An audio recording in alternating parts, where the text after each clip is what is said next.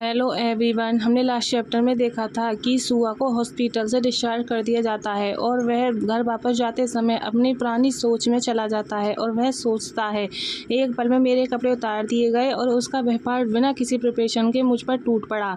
हालांकि मैं रोता रहा और पेन से कराता रहा, फिर भी मुझे राहत मिली।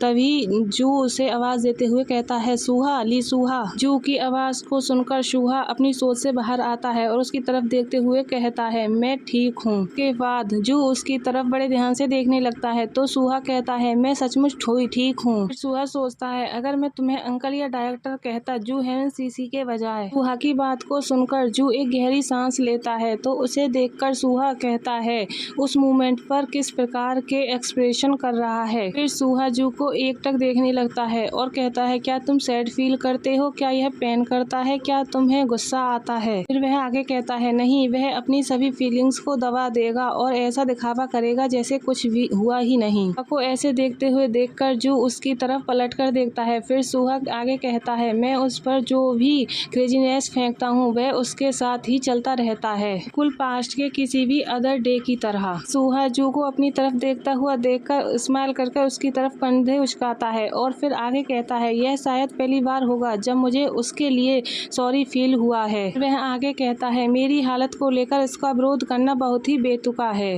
हमें कुछ टाइम बाद का सीन दिखाया जाता है। सूहा डॉक्टर के पास गया हुआ होता है। वह कहता है, मैं श्योर नहीं हूँ कि मुझे क्या कहना है। मुझे यकीन नहीं कि मैं रियली में ठीक हूँ या मैं सिर्फ ठीक होने का दिखावा कर रहा हूँ। फिर वह आगे कहता है, एक दिन सब कुछ ठीक लग सकता है लेकिन दूसरे दिन सब कुछ बेवजह लग सकता है। डॉक्टर उसकी बात को ध्यान से सुनती है। फिर सूहा आगे कहता है, अच्छे दिनों में मुझे अच्छा लगता है कि मैं ठीक हूँ और बुरे दिनों में मुझे लगता है कि स्ट्रगल कर रहा हूँ या यही कंडीशन है। सूहा बाहर आ जाता है तो नर्स कहती है, आज के लिए गुड वर्क। क्या तुम नेक्स्ट वेडनेसडे को अपनी उसी टाइम के लिए रिजर्वेशन कराना चाहते हो? तो सूहा हाँ कहता है। तो फिर वह आगे कहती है, फिर मैं तुम्हारे अपॉइंटमेंट शेड्यूल करूंगी। किसी भी चेंज के लिए प्लीज हमसे कॉन्टेक्ट करें। आपसे नेक्स्ट वीक मिलते हैं। फिर सूहा हॉस्पिटल से बाहर निकल आता है और चारों तरफ देखकर एक गहरी सांस छोड़ता है और कहता है, आज मैंने साइकोलॉजिस्ट के अपने 6 सेक्शन में भाग लिया। डॉक्टर ने केवल 10 बार मिलने की मांग की, इसलिए आधे से ज्यादा इलाज पूरा हो चुका है। आगे बताता है, ऑनेस्टली कहूँ तो मैं श्योर नहीं हूँ कि काउंसलिंग वर्क करेगा या नहीं। मेरे पास अभी भी किसी प्रकार का बम बना हुआ है लेकिन मुझे नहीं पता कि वह कब फट सकता है।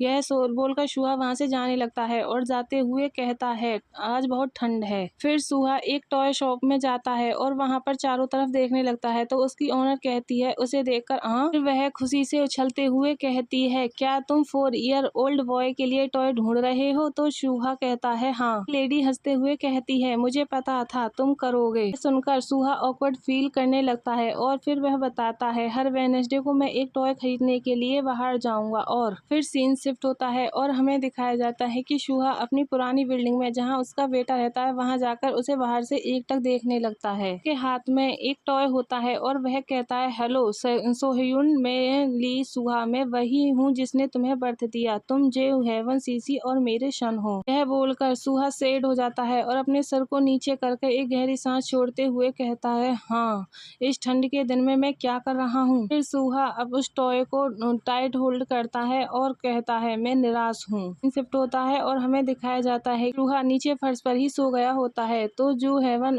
रूम को खोलकर उसकी तरफ देखता है। फिर जू सूहा को उठाता है तो सूहा जग जाता है। वह अपनी आंखें खोलते हुए कहता है, हाँ, तुम कब घर वापस आ गए? जू सूहा को गोद में उठाते हुए कहता है, जैसा बिल्कुल अभी। सूहा भी जू को नेक से होल्ड करता है और कहता है, आज मुझे उसके लिए कार मिल गई। जू सूहा की इस बात को इग्नोर करता है और उसके फोरहेड पर हाथ रखते हुए कहता है, क्या तुम सिक फील करते हो? तो सूहा जू के शोल्डर पर सर रखते हुए कहता है, नहीं, आज थोड़ा सा कोल्ड था। तो यह सुनकर जू कहता है, बिल्कुल, तुम बिना कंबल के फर्श पर सोते हो, क्या मुझे यहाँ एक बेड लगाना चाहिए? सूहा कहता है, तुम्हें ऐसा करने की जरूरत नहीं है। फिर सूहा बताता है, हाल ही में मैं इस रूम में पहले के कंपेयर अधिक बार सो रहा हूँ। वह रूम जो कभी खाली और अनयूज्ड था अब उन टॉय से भर गया है जो चाइल्ड को नहीं दिए जा सकते थे। उन्होंने मेरे द्वारा खरीदे जा रहे टॉय के बारे में ज्यादा कुछ नहीं बताया। फिर सूहा हल्की सी स्माइल करता है और कहता है, ऐसा नहीं है कि उसे कोई इंटरेस्ट नहीं है, बात सिर्फ इतनी है कि वह पहले से ही सब कुछ जानता है। अब मैं उसकी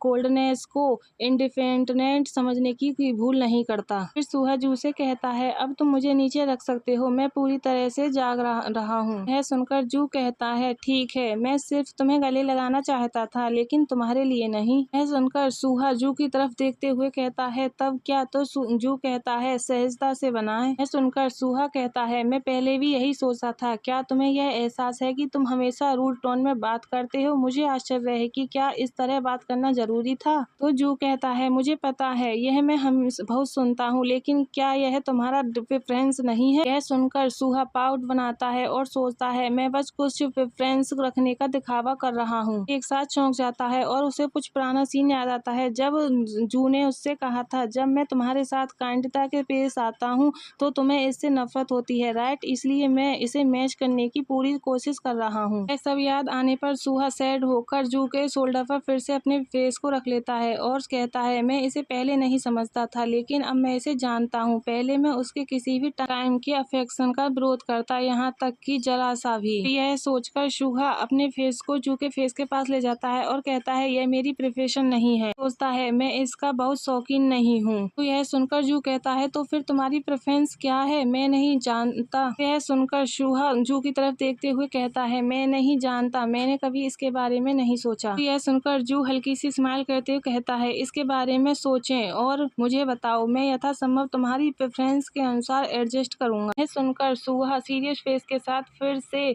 जू के शोल्डर पर अपने फेस को रखता है। यह देखकर जू उसकी तरफ देखता है। फिर सूहा एक्साइटेड होकर जू की तरफ देखता है और स्माइल खुश होते हुए कहता है, अब जब मैं इसके बारे में सोचता हूँ तो मुझे वह मैन पसंद आता है जो मेरे लिए खाना बनाता है। यह सुनकर जू कहता है, अभी तक डिनर किया? तो सूहा स्माइल करते हुए कहता है, मैंने ज्यादा नहीं खाया, लेकिन मैं किसी के द्वारा तैयार किया गया लेट नाइट स्नैक्स पसंद करूंगा। सुनकर जू हंसने लगता है और कहता है, मैंने पहले भी ऐसा सोचा, लेकिन तुम्हारे पास लोगों को यूज करने का टैलेंट है। तो सूहा कहता है, तो क्या तुम्हें यह पसंद नहीं है? तो जू कहता है, नहीं, मुझे पसंद है। सूहा कहता है, जब मैं उसके साथ छोटी छोटी बातों पर बात करने और हंसने में टाइम बिताता हूँ तो मुझे लगता है कि मैं बेहतर हो रहा हूँ, लेकिन साथ ही मुझे डाउट भी है, ये असली है या नहीं। आगे कहता है, मुझे आश्चर्य है कि क्या मेरे लिए ऐसा फील करना नॉर्मल है। फिर सीन शिफ्ट होता है और हमें बेडरूम का सीन दिखाया जाता है, जहाँ पर जू सो रहा होता है और सूहा जागा हुआ होता है। तो सूहा कहता है, जब से मैंने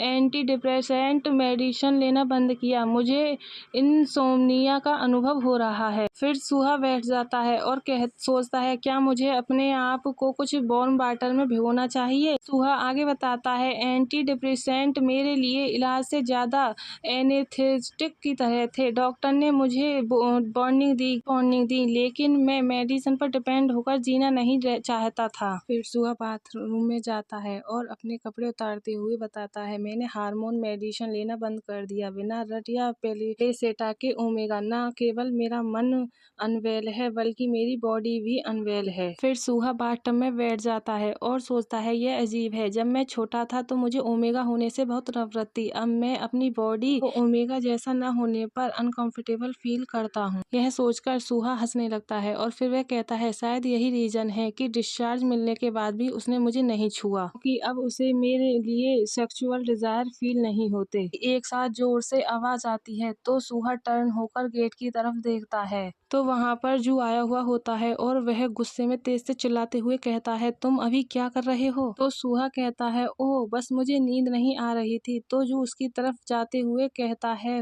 बस की? सूहा कहता है, हाँ। तो जू कहता है, क्या यही एकमात्र रीजन है जिसके कारण तुम बात कर रहे हो? सूहा जू की तरफ देखकर हाँ में अपने सर को हिलाता है। तो जू गहरी सांस छोड़कर अपने बालों को ऊपर की तरफ करता है। फिर जू अपनी आंखें बंद करता है और अपने आप को शांत करने की कोशिश करता है। फिर वह सूहा के पास बाथटब पर बैठ जाता है तो सूहा उसकी तरफ देखता है। फिर जू सूहा से कहता है, यदि तुम्हें सोने में प्रॉब्लम हो रही है तो मुझे जगा दीजिए, मैं तुम्हारे साथ रहूंगा। वह कहता है, क्या तुम्हारे पास कल वर्क नहीं है? तो जू पानी में हाथ डालते हुए कहता है, किसे पड़ी है? सूहा पानी में हाथ घुमाते हुए कहता है, लेकिन अगर तुम इनफ नींद नहीं लेते हो तो तुम्हें थकान फील होगी। मुझे डर है कि अगर तुम्हें मेरी वजह से अच्छा काम नहीं करोगे तो तुम्हें डांट पड़ेगी। तो जू स्माइल करते हुए कहता है, कौन कौन किसको डांटेगा, एकमात्र पर्सन जो मुझे डांट सकता है वह तुम हो। यदि तुम यह नहीं जानते थे तो अब जान लो। सुनकर सूहा जू की तरफ देखता है और कहता है, जू हेवन सीसी, मैं तुम्हें कैसे डांट सकता हूँ। तो जू कहता है, अब तुम वह कर रहे हो। जू आगे कहता है, तुम्हें क्या लगता है जब तुम अचानक गायब हो गए और तुम्हें बाथटब में अकेला बैठा पाया तो मैंने क्या फील किया। यह सुनकर सूहा फ्लिंच हो जाता है और फिर वह जू की तरफ देखते हुए कहता है, मेरा वह मतलब नहीं था।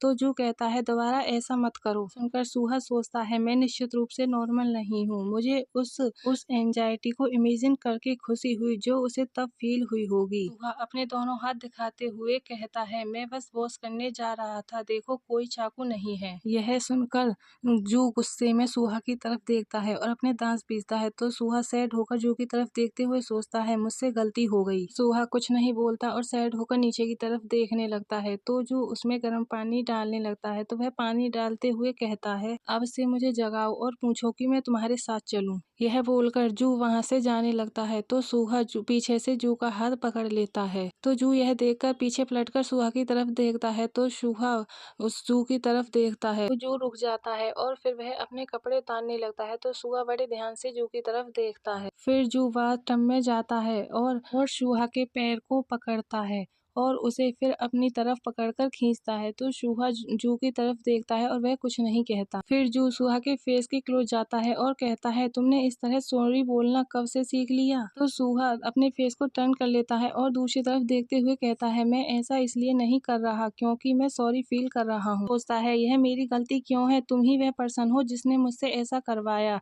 यदि तुम मुझसे पहली बार में चोट नहीं पहुंचाई होती तो मैं ऐसा नहीं किया होता। फिर सूहा जू को पुश करते हुए कहता है, मैं सॉरी फील नहीं कर रहा हूँ, मेरे पास कुछ भी नहीं है। यह सुनकर जू एक गहरी सांस छोड़ता है और फिर सूहा के फेस को पकड़कर अपनी तरफ टर्न करता है। फिर वह एक स्माइल देते हुए कहता है, तो यह वह बेहतर है। फिर सूहा ब्लश करते हुए जू की तरफ देखता है। फिर जू किस करने के लिए सूहा के क्लोज आता है। तो सूहा अपनी आंखें बंद कर लेता है। फिर जू सूहा को किस करने लगता है। गाइस, यही हमारा चैप्टर लास्ट होता है। आई होप आप सब लोगों को पसंद आया होगा। पसंद आया हो तो लाइक, सब्सक्राइब एंड कमेंट।